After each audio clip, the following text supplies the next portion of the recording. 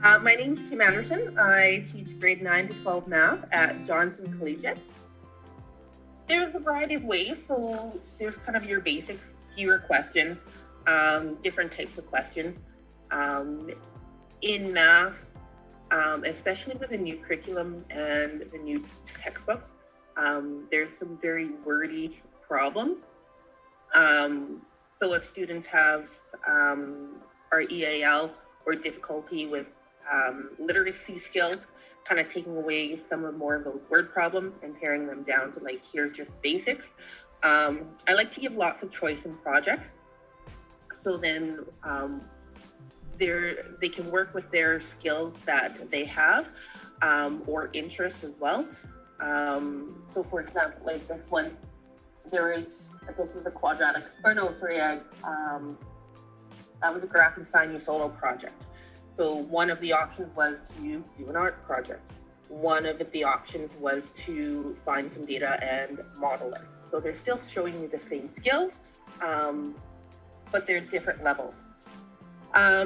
Some I'll give specific formulas on each question. So this is, as you can see here, a modified, this is for a modified class that I gave an assignment to the other day. So I have written right there, like this is your formula that you're going to use, right? Other classes, I've done like cheat sheets up for them. Pull this up and I'll give you an example.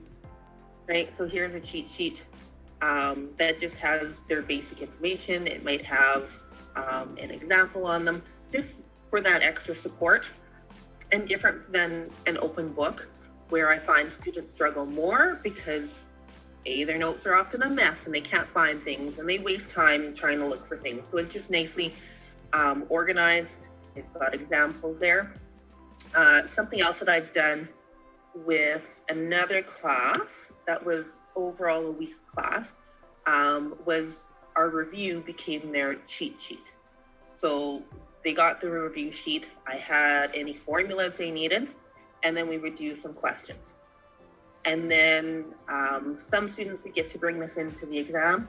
Some students who didn't need to didn't bring it in. But this way they still had to do the work, right? And they wrote down the information from the review, and then they had that support. So those are a variety of ways. Another one is like oral exams or conversations versus quizzes. So I had a weaker student who I sat down, I had the chance to sit down, and we went through some questions together, and I got the information I needed. So there was no point in her writing the exam or the quiz. She probably wouldn't have done very well, even though I knew she could do it. So having those conversations are a few ways.